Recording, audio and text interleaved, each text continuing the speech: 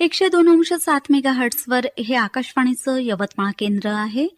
सायंकाळचे 7:30 वाजत आहेत. शेतकरी बंधू भगिनींसाठीचा कार्यक्रम आता प्रसारित करीत आहोत. किसान वाणी. किसान वाणी. किसान वाणी बहर कृषी तंत्रज्ञानाचा. किसान वाणी, किसान वाणी, किसान वाणी, किसान वाणी. हिरव्या स्वप्नांची साध्यवाणी, प्रगत योगाची वेधवाणी. कृषी तंत्र. या कार्यक्रमाचे प्रायोजक आहेत कृषी आणि शेतकरी कल्याण विभाग, कृषी आणि शेतकरी कल्याण मंत्रालय, भारत सरकार. किसानवाणी कार्यक्रम ऐकणाऱ्या समस्त कास्तकार बंधू आणि भगिनींचं कार्यक्रमात मनपूर्वक स्वागत आणि यासोबतच मृणालिनी दहिकरचा सप्रेम नमस्कार.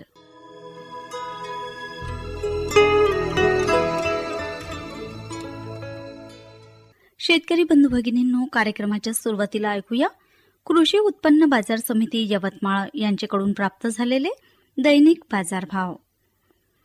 सोयाबीन 4065 ते 4270 रुपये प्रति क्विंटल, गहू 2475 ते 2600 रुपये प्रति क्विंटल, ज्वारी 1700 ते 1986 रुपये प्रति क्विंटल, मूग 5500 ते 6500 रुपये प्रति क्विंटल आणि तीळ 7500 ते 8400 रुपये प्रति क्विंटल. शेतकरी बंधू भगिनींनो, हे होते कृषी उत्पन्न बाजार समिती यवतमाळ यांच्याकडून प्राप्त झालेले दैनिक बाजारभाव. कानाच्या वाटेनं मनाकडे आणि मनाच्या वाटेनं शेताकडे नेणारी आपली सर्वांची किसान वाणी. मंडळी, आज वटपौर्णिमा. आजचा दिवस हा महिलांचा. आज लहान खेडेगाव असो वा महानगर, रस्त्यांवर सर्वत्र महिला राज. भारतीय परंपरेचा मंगल वेश अर्थात भरजरी शालू, पैठणी, लुगडी नेसून सौभाग्य अलंकाराचं नटून ठटून गजरे माळून हातात पूजेचे ताट, फुले, कलशात पाणी घेऊन त्या घोळक्यानं निघाल्या तरी कुठे. आज त्या निघाल्या आहेत वडवृक्षाच्या पूजेला. भारतीय संस्कृती ही निसर्गप्रेमी, विज्ञानाधिष्ठित प्रथा परंपरांद्वारे या सृष्टीवर प्रेम करायला लावणारी, सृष्टीचे संरक्षण करणारी, जीवनात आनंद निर्माण करणारी. प्राणवायूंचे महत्त्व जगाने फार उशिरा जाणले, पण भारतीय संस्कृतीने प्राणवायूंचे महत्त्व केव्हाच ओळखून प्रत्येक सणाला निसर्गातील पशुपक्षी, वृक्ष, वनस्पतींशी मैत्री करायला शिकवले. जगद्गुरु संत तुकोबांनी तर वृक्षवेलींना सोयरे मानून घरोबस शिकवला. मग निसर्ग संरक्षण, संवर्धन, संगोपनासाठी श्रद्धेचे कथाभाग जोडून हे निसर्ग पूजनाचे संस्कार रुजवले गेलेत. असाच एक वृक्ष म्हणजे वड. हा औषधी वृक्ष. याची साल, पाने, फळेच काय, पण समिधाही जीवनात उपकारक. वड हा तर मोफत प्राणवायूंचा खजिनाच. शेकडो वर्षाचा सेवाव्रती या वृक्षांच्या पारंब्यातून अखंड पाणी टपकते. या वृक्षाच्या खाली जमीन सदैव ओलसर, थंड राहते. मनुष्य जीवन या विस्तीर्ण डेरेदार वृक्षाच्या सावलीत, सानिध्यात पिढ्यानपिढ्या सुखनैव जगत आहे. भारतीय संस्कृतीत आदर्श कुटुंब व्यवस्थेत स्त्रियांच्या जीवनात पती हा संसाराचा प्राण. मग यमराजांकडून पतीचे प्राण पुन्हा परत मिळविणाऱ्या भार्येची, वटसावित्रीची ही पूजेची कथा. ही सावित्री वटवृक्षाप्रमाणेच आपल्या पतीला, सत्यवानाला 7 जन्माचे दीर्घायुष्य लाभण्याचे वरदान प्राप्त करते. 7 जन्म विज्ञान सांगते की शरीरातील पेशी सतत परिवर्तित होत राहतात. जुने पेशी नष्ट होत नवीन निर्माण होतात. संपूर्णपणे नवीन पेशी निर्माण होण्याचा काळ 12 वर्षाचा, म्हणजेच पेशींचा पुनर्जन्मच. असे पेशींचे 7 जन्म म्हणजे 84 वर्षे. पूर्वी मुलींचे 16व्या वर्षी लग्न व्हायचे. मग पतीला असे 7 जन्म 100 वर्षे आयुष्य मागितले जाते. सावित्री ही बुद्धिमान आपल्या कुटुंबाची काळजी घेण्यासाठी जंगलात राहणारी चतुर पतिव्रता. तिने प्रत्यक्ष यमाशी वादविवाद करून प्रसन्न करून घेत आपल्या पतीचे प्राण परत मिळवले. तसेच अंध सासू सासऱ्यांनाही न्याय मिळवून दिला. आता या कथाभागांपेक्षा प्राणवायू देणाऱ्या वडवृक्ष महात्म्य सांगायला इथे पौराणिक कथांशी संबंध जोडलाय. अत्यंत श्रद्धेने आपल्या पतीच्या वटवृक्षाप्रमाणे दीर्घायू निरामय जीवनाची कामना करतात. वडवृक्षाप्रमाणेच परिवाराचा विस्तार व्हावा ही प्रार्थना करतात. वडवृक्षाची फळे ही पक्ष्यांची आवडती अशी फळे. या वटवृक्षाला मधुर आम्रफळे फुले अर्पण करून वृक्षांचं पूजन आज महिला करणार. आज उपवासही म्हणजेच निसर्ग पूजनाला भक्तीची जोड. सर्व सत्यवानांच्या सावित्रींना वटपौर्णिमेच्या शुभेच्छा आणि शुभकामना.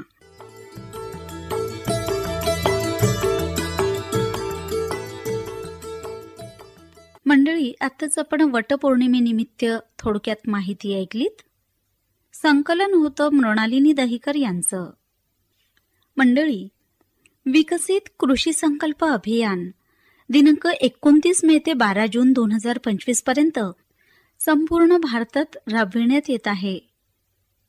या अभियानाचे उद्दिष्ट खरीप हंगामातील नवीन तंत्रज्ञान शेतकऱ्यांपर्यंत पोहोचवणे, नैसर्गिक शेती पद्धतीचा प्रचार, मृदा आरोग्य पत्रिका आधारित पीक निवड, खतांचा संतुलित वापर करण्यासाठी प्रोत्साहन, माहिती आणि संप्रेषण तंत्रज्ञान आणि आधुनिक यंत्रसामग्रीचा उपयोग करून स्मार्ट शेती, शासकीय योजनांचे फायदे अधिकाधिक शेतकऱ्यांपर्यंत पोहोचवणे, तसेच कृषी ड्रोनचे थेट प्रात्यक्षिक, पीक विविधता आणि यंत्राधिष्ठित शेतीचे मॉडेल, शेतकरी आणि कृषी वैज्ञानिकांमध्ये थेट संवाद, शेतकऱ्यांच्या नवकल्पनांचा प्रचार इत्यादी बाबी या विकसित कृषी संकल्प अभियानामध्ये समाविष्ट करण्यात आलेल्या आहेत. तर शेतकरी बंधू भगिनींनो, आज आपण विकसित कृषी संकल्प अभियानाचे नियोजन आणि कृषी विज्ञान केंद्राची भूमिका याविषयी डॉक्टर नंदकिशोर हिरवे, वरिष्ठ शास्त्रज्ञ तथा प्रमुख, कृषी विज्ञान केंद्र, सांगवी रेल्वे, यवतमाळ यांची मृणालिनी दहिकर यांनी घेतलेली मुलाखत आता ऐकूयात. शेतकरी बंधू भगिनींनो नमस्कार. शेतकरी बंधू भगिनींनो, सध्या विकसित कृषी संकल्प अभियान हे संपूर्ण देशभरात चालू आहे आणि याविषयी संपूर्ण माहिती देण्यासाठी आपल्याकडे तज्ज्ञ म्हणून आलेले आहेत डॉक्टर नंदकिशोर हिरवे सर, वरिष्ठ शास्त्रज्ञ तथा प्रमुख, कृषी विज्ञान केंद्र, सांगवी रेल्वे, यवतमाळ 2. सर, कार्यक्रमात आपलं मनपूर्वक स्वागत. नमस्कार. नमस्कार मॅडम. सर, सध्या विकसित कृषी संकल्प अभियान हे 29 मे ते 12 जून 2025 पर्यंत आहे आणि हे संपूर्ण भारतभर राबविण्यात येत आहे.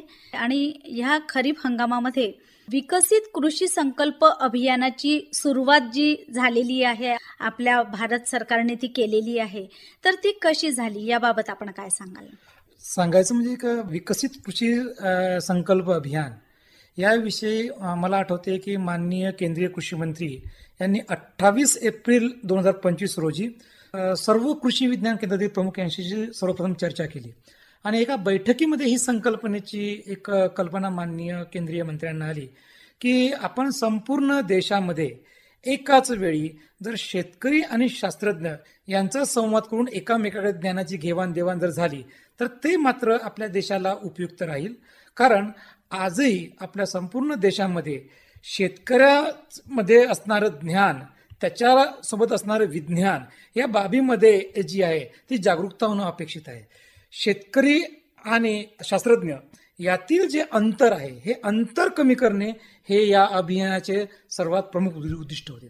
तसंच संपूर्ण देशामध्ये राज्य सरकार, केंद्र सरकार तसेच विविध एजन्सी वेगवेगळ्या योजना राबवतात.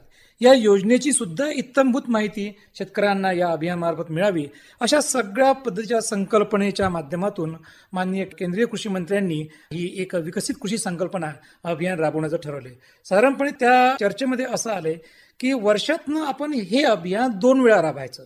खरीप हंगामाच्या सुरुवातीला 29 मे ते 12 जून, तर रब्बी हंगामामध्ये 1 ऑक्टोबर ते 15 ऑक्टोबर असं वर्षातून दोन्ही हंगामं जी आपल्या देशामध्ये प्रामुख्याने शेतकऱ्यांच्या दृष्टीनं महत्त्वाची आहेत, तर या दोन्ही हंगामामध्ये आपल्याला हे अभियान राबवायचं आहे. बरं, म्हणजेच काय तर शास्त्रज्ञ आणि शेतकरी यांच्यात समन्वय साधून चांगल्यात चांगलं उत्पादन कसं साध्य करता येईल या दृष्टिकोनातून हे अभियान राबविण्यात येत आहे. नक्कीच. बरं नक्कीच. सर, या अभियानाचा उद्देश काय आहे, काय सांगाल? जसं मी आधीच बोलल्याप्रमाणे सगळ्यात महत्त्वाचा जो उद्देश आहे तर ते वेगवेगळ्या शासकीय योजना, मग त्या केंद्र सरकारच्या असो की राज्य सरकारच्या असो, याबद्दल शेतकऱ्यांमध्ये हंगामाच्या पूर्वी संपूर्णपणे माहिती देणे हा प्राथमिक उद्देश आहे. तसंच या बाबतीमध्ये की शेतकरी स्तरावर विविध ज्ञानाची निर्मिती असते, विविध तंत्रज्ञान शेतकऱ्यांना माहीत असतात, तर ते सुद्धा सगळ्या पद्धतीनं डॉक्युमेंटेशन करणं, त्यांच्याकडनं जे मिळणारे फीडबॅक आहे ते वेगवेगळ्या एजन्सीपर्यंत पोहोचवणं, हे या अभियानाचं सुद्धा एक उद्दिष्ट आहेच. सहसा बऱ्याचदा असं होतं की आपण एक या सोशल मीडियाच्या दुनियेमध्ये शेतकऱ्यांकडे वेगवेगळ्या माध्यमातून पोहोचतो, परंतु आपल्या देशातील शास्त्रज्ञ, मग तो कृषी विज्ञान केंद्राचा असो, तो विद्यापीठाचा असो की तो भारतीय कृषी अनुसंधान परिषदेचा असो, या वेगवेगळ्या ठिकाणचा शास्त्रज्ञ हा डायरेक्ट शेतकऱ्यांसोबत संपर्क साधणे, त्यांच्याशी वार्तालाप करणे, त्यांच्याकडं ज्ञानाची देवाणघेवाण करणे, अशा या विविध उद्देशाच्या माध्यमातून आपण या ठिकाणी हे अभियान राबवत आहोत. सगळ्यात महत्त्वाची गोष्ट म्हणजे की प्रत्येक जिल्हा, त्यातील प्रत्येक तालुका, त्यातील प्रत्येक तालुकानिहाय मंडळ हे वातावरणानुसार वेगवेगळ्या वातावरणामध्ये असत आहेत, आणि मग ही जे मायक्रो एन्व्हायरमेंट्स आहेत आपापल्या भागामध्ये, यावर सुद्धा सखोल चर्चा व्हावी, ही एक प्राथमिक अपेक्षा सुद्धा या अभियानामार्फत आपल्याला साधायची आहे. बरं बरं. तर सर, तुम्ही या अभियानाचा उद्देश खूप चांगल्या पद्धतीने स्पष्ट केलेला आहे. कृषी विभाग असो किंवा कृषी विज्ञान केंद्र, तर हे जे खरीप हंगामामध्ये विविध शेतकऱ्यांसाठीच्या काही योजना किंवा काही माहिती ही शेतकऱ्यांना पुरवली जाते किंवा शेतकऱ्यांपर्यंत पोहोचवण्याचा प्रयत्न केला जातो, तर हे जे विकसित कृषी संकल्प अभियान आहे, तर याचं वेगळेपण या खरीप हंगामात शेतकऱ्यांसाठी काय सांगता येईल? सगळ्यात महत्त्वाचं वेगळेपण म्हणजे भारत हा देश असा आहे की अतिशय वेगवेगळ्या ठिकाणी वेगवेगळ्या वेळी मान्सूनची सुरुवात होते आणि वेगवेगळ्या ठिकाणी वेगवेगळी पद्धती आहे. आजही आपल्याकडे ह्या हंगामाच्या सुरुवातीला वेगवेगळ्या ज्या काही राज्य सरकारचा कृषी विभाग असेल, बाकी इतर विभाग असेल, यामार्फत विचारांची देवाणघेवाण होते. परंतु या अभियानाचं खास वेगळेपण सांगायचं म्हणजे सगळ्यात महत्त्वाची गोष्ट की संपूर्ण देशात हे अभियान साधारणपणे 700पेक्षा जास्त जिल्ह्यामध्ये एकाच वेळी सुरू होत आहे. हा पहिली एक बाब. दुसरी महत्त्वाची गोष्ट म्हणजे आजपर्यंत जी काही आपण खरीप हंगाम मोहीम आपल्या राज्यामध्ये राबवतो, आपल्या जिल्ह्यामध्ये राबवतो, यामध्ये प्रामुख्याने कृषी विज्ञान केंद्र आणि राज्य शासनातील कृषी विभाग यांचा सहभाग असायचा. या अभियानामध्ये पहिल्यांदा एक असं होतंय की विद्यापीठातील कृषी शास्त्रज्ञ, ICR जे भारतीय कृषी अनुसंधान परिषद आहेत, यांची शास्त्रज्ञ यांचा थेट संपर्क शेतकऱ्यांशी संवाद होणार आहेत. थोडक्यामध्ये दुसरी एक महत्त्वाची बाब यामध्ये होणार आहे की आपले जे काही शेतकरी आहेत तर यांच्याकडे एक नवीन नवीन कल्पना असतात.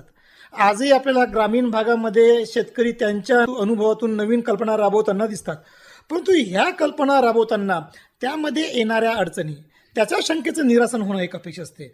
आणि शेतकरी हा प्रत्येक शास्त्रज्ञापर्यंत किंवा प्रत्येक संशोधन केंद्रापर्यंत जाऊ शकत नाही.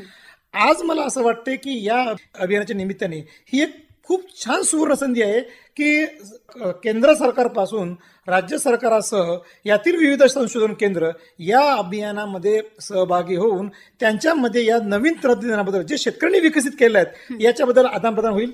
नाविन्य त्यांचे जे काही प्रश्न उत्तर आहेत तर ते त्या ठिकाणी स्वीकारले जातील. तसेच याला एक बॅकअप एजन्सी म्हणून पण काम करता येईल. अच्छा. कारण हा जेव्हा आपल्याला फीडबॅक भेटणार आहे, एक या टीममध्ये डॉक्युमेंटेशन या सगळ्या गोष्टीचं होणार आहे, तर या संदर्भामध्ये काही गोष्टींचं जे काही देवाणघेवाण आहे, ज्ञानाची जी देवाणघेवाण आहे, ही दोन्ही बाजून होतील आणि शेतकऱ्यांमध्ये त्याची जी कल्पना राबवणार आहे त्याच्यामध्ये आणखी चांगली सुसूत्रता या पद्धतीनं आपल्याला एक निर्मिती घेता येईल. ही एक सगळ्यात महत्त्वाची गोष्ट आहे. दुसरी एक बाब म्हणजे याच्यामध्ये आपण वेगवेगळ्या टीममध्ये वेगवेगळे टीम मेंबर इन्व्हॉल्व्ह केलेले आहेत. तर त्या टीम मेंबरचं सुद्धा महत्त्वाचं मत आहे. मग त्या ठिकाणी प्रगतीशील शेतकरी असो की शेतकरी उत्पादक कंपनीचा प्रतिनिधी असो, यांचं सुद्धा महत्त्व या अभियानामध्ये तेवढंच आहे. नक्कीच सर. म्हणजे शेतकरी तर आपल्या शेतामध्ये नवनवीन प्रयोग करतच असतात, परंतु अधिक त्यांना माहिती आणि योग्य त्या शेतीचं व्यवस्थापन कशा पद्धतीनं करावं हे शास्त्रीय दृष्टिकोनातून त्यांच्यापर्यंत ही देवाणघेवाण करण्याचा प्रयत्न या अभियानातून केला गेलेला आहे. सर, आपण आत्ताच टीम निर्मितीचा उल्लेख केलेला आहे, तर संपूर्ण देशभरामध्ये या अभियानामार्फत टीम निर्मिती ही कशी तयार करण्यात आलेली आहे, काय सांगाल? कृषी विज्ञान केंद्र हे या संपूर्ण अभियानामध्ये संपूर्ण देशातील जिल्ह्यामध्ये एक नोडल एजन्सी म्हणून काम करते. यामध्ये विविध विभागाची यामध्ये सगळी एकात्मता आलेली आहे. साधारणपणे भारतीय कृषी अनुसंधान केंद्र जे आपल्याला दिल्लीचं आहे, तर ते यामध्ये फार महत्त्वाची भूमिका निभावतात. आणि सगळी कृषी विज्ञान केंद्र ही भारतीय कृषी अनुसंधान परिषदेशी निगडीत असल्यामुळं या कृषी विज्ञान केंद्रामध्ये याचा फार महत्त्वाची भूमिका आहे. त्यामुळे कृषी विज्ञान केंद्र हे एक प्रमुख त्या टीमचा मेंबर आहेत. कृषी विज्ञान केंद्रातील 3 शास्त्रज्ञ या टीममध्ये राहतील. 3 ते 4 शास्त्रज्ञ राहतील. प्रत्येक जिल्ह्यामध्ये कमीत कमी 2 ते 3 टीमची निर्मिती करण्यात येतील. आणि या 2 ते 3 टीम मार्फत एका दिवशी कमीत कमी 6 गावं आपल्याला कव्हर करायची आहेत. साधारणपणे 1012 शेतकऱ्यापर्यंत प्रति दिवशी आम्हाला पोहोचण्याचा आमचा या ठिकाणी उद्देश आहे. दुसरा या टीममधील सगळ्यात महत्त्वाचा विभाग तो म्हणजे राज्य शासनाचा कृषी विभाग. जिल्हा स्तरावर राज्यस्तरावर कालच 29 तारखेला आपल्या माननीय मुख्यमंत्र्यांनी परभणी येथून या अभियानाला सुरुवात केली. माननीय केंद्रीय कृषी मंत्र्यांनी तर ओरिसा येथून सुरुवात केली. आणि आपल्या यवतमाळ जिल्ह्यामध्ये आपले माननीय मंत्री महोदय आदरणीय श्री संजयजी राठोड यांनी दिग्रस येथून या अभियानाला सुरुवात केली आहे. तर ह्या सगळ्या अभियानाला ही जी सुरुवात झालेली आहे, तर यामध्ये आपल्याला कृषी विभागाचा सुद्धा तेवढाच महत्त्वाचा रोल आहे. त्यानंतर सगळ्यात तिसरा एक महत्त्वाचा घटक आहे, ते म्हणजे आपले जे राज्य कृषी विद्यापीठे आहेत यांची शास्त्रज्ञ मंडळी. प्रत्येक कृषी विद्यापीठ तसेच केंद्रीय कृषी संशोधन केंद्र यांच्या मार्फत 2-2 शास्त्रज्ञ हे प्रत्येक टीममध्ये आपल्याला त्या ठिकाणी आपण त्याच्यामध्ये इन्व्हॉल्व्ह केलेला आहे. या व्यतिरिक्त शेतकरी हा एक फार महत्त्वाचा घटक आहे. वेगवेगळ्या भागातील प्रगती शेतकरी हे सुद्धा या एक अभियानाचाच भाग आहेत. आपल्या जिल्ह्यामध्ये नव्हे तर संपूर्ण देशामध्ये विविध शेतकरी उत्पादक कंपन्या आहेत. त्यांचे सुद्धा काही प्रतिनिधी या अभियानाला सहकार्य करत आहेत. काही बचत गट असेल त्या महिला सुद्धा या अभियानामध्ये स्वतःहून पुढाकाराने सहभागी होत आहेत. तर अशा पद्धतीनं वेगवेगळ्या ठिकाणची जी काही डिपार्टमेंटची जी काही माणसं आहेत, मग त्या ठिकाणी पेस्ट डिसीज कंट्रोल करण्यासाठी जी गव्हर्नमेंटची एजन्सी आहेत, अशा सगळ्या बाबींचा जी काही एकत्रीकरण जे आहेत, तर हे या टीममध्ये करण्यात आलं आहे. साधारणपणे 8 ते 10 जणांची चमू या अभियानामध्ये काम करत आहेत. आणि प्रत्येक कृषी विज्ञान केंद्राच्या अंतर्गत कमीत कमी 2 ते 3 चमू तयार करण्यात आली असून यामार्फत आपण या कृषी विज्ञान केंद्राच्या पुढाकाराने या आपण अभियानाला आपण सुरुवात केलेली आहे. बरं सर, आपण वरिष्ठ शास्त्रज्ञ आहात तथा प्रमुख आहात कृषी विज्ञान केंद्र सांगवी रेल्वे येथे. तर या केव्हीकेच्या संदर्भातील जे काही विषय आहेत आणि ही यवतमाळ जिल्ह्यातून किंवा सांगवी रेल्वे येथून या अभियानाची सुरुवात कशी करण्यात आली आणि याची सांगता कशी होईल, काय सांगाल? कृषी विज्ञान केंद्र या ठिकाणी सगळं संपूर्ण जिल्ह्यामध्ये काम करतंय. आणि सगळ्यात महत्त्वाची गोष्ट म्हणजे की या कृषी विज्ञान केंद्र सांगवी रेल्वे यांनी उमरखेड तालुक्यातील जे सुकळी आहे त्या गावापासून या अभियानाची सुरुवात केली आहे. माननीय मंत्री महोदयांनी काल दिग्रस येथे उद्घाटन केल्यानंतर एक टीम जी आहे ती आम्ही सुकळी येथून या सुरुवात केली.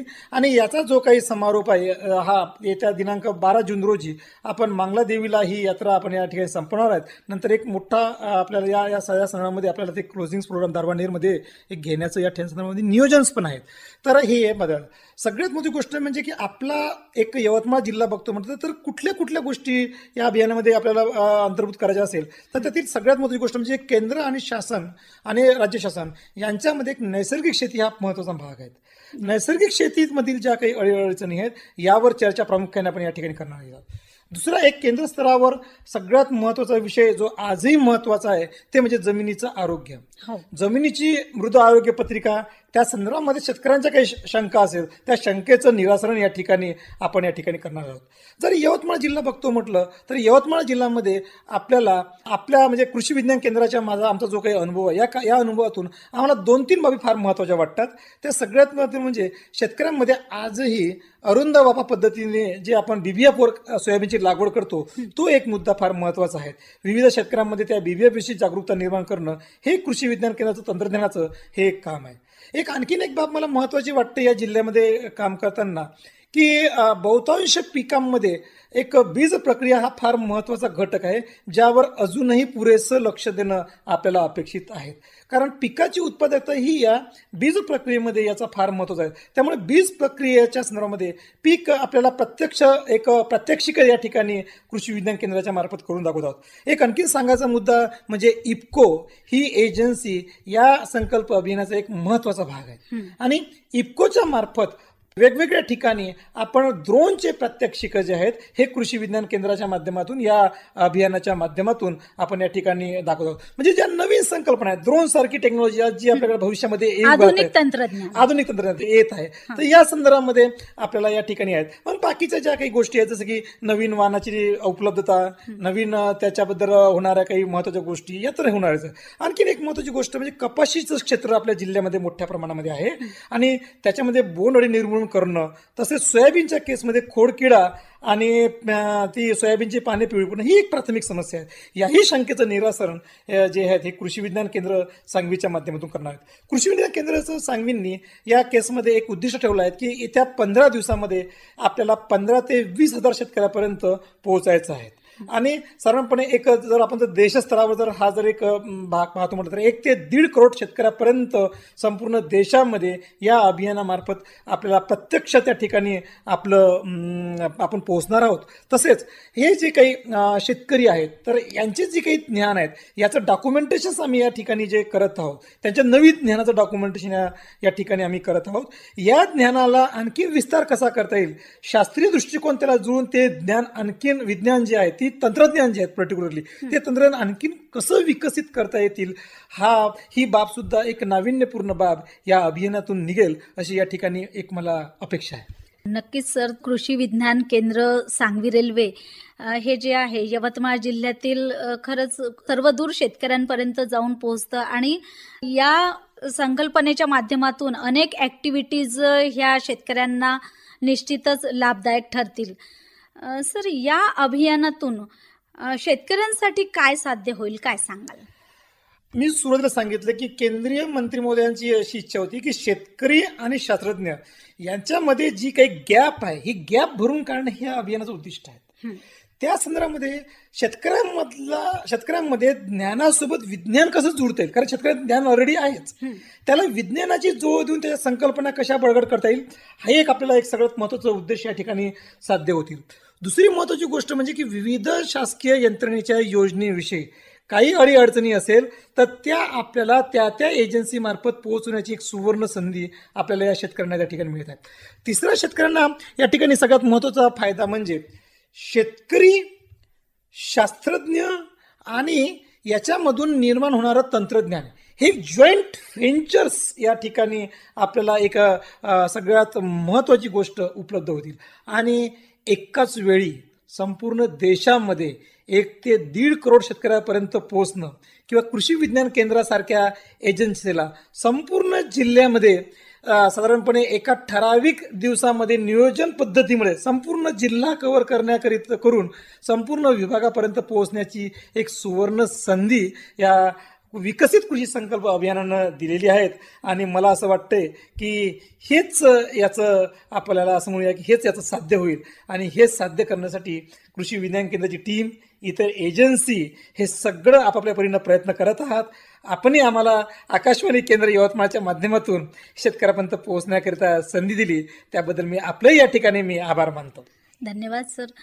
विकसित कृषी संकल्प अभियान, तर या अभियानाविषयी आपल्या शेतकरी बांधवांना आपण काय संदेश द्याल?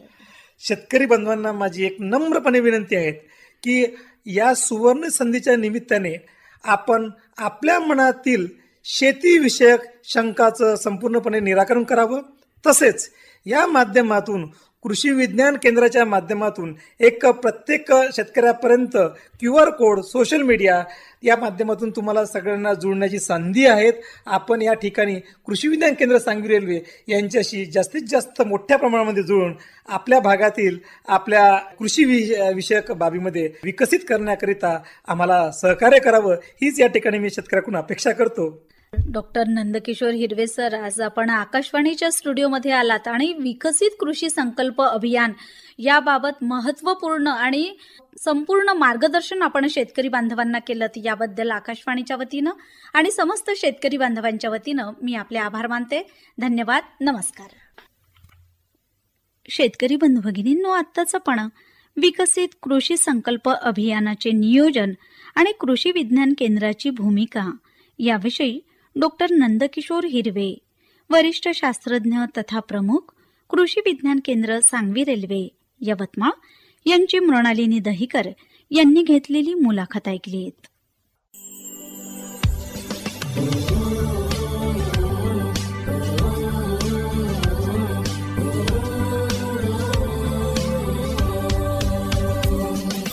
आओ साथियों, चलो वैज्ञानिकों, लेकर विकसित कृषि संकल्प अभियान, किसानों के द्वार चले हम आज, अब होगा हर किसान खुशहाल.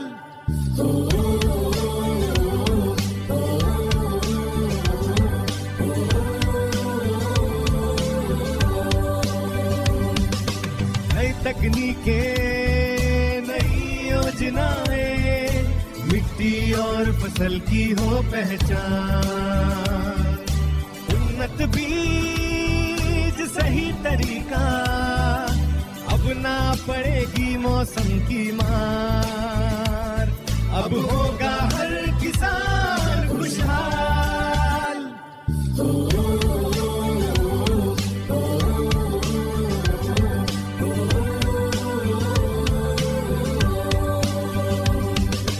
चलो साथियों, चलो किसानों, वैज्ञानिक आए आपके द्वार, हर सवाल का मिलेगा जवाब, अब होंगी ना फसलें खराब, अब होगा हर किसान खुशहाल.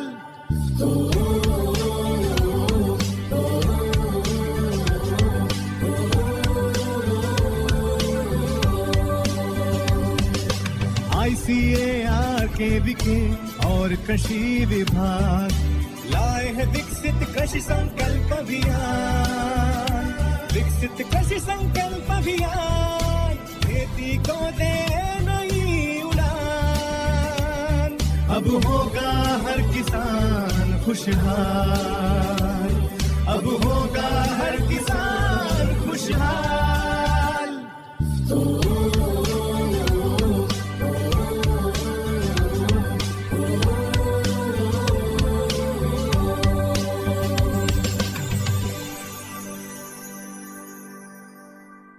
आणि शेतकरी बंधू भगिनींनो, याबरोबरच किसान वाणी कार्यक्रम आता समाप्त करण्याची वेळ झालेली आहे. परत आपण भेटूयात येत्या कार्यक्रमात. तोपर्यंत मृणालिनी दहिकरला अनुमती द्या. नमस्कार. या कार्यक्रमाचे प्रायोजक होते कृषी आणि शेतकरी कल्याण विभाग, कृषी आणि शेतकरी कल्याण मंत्रालय, भारत सरकार. माहितीचं वावर किसान वाणी.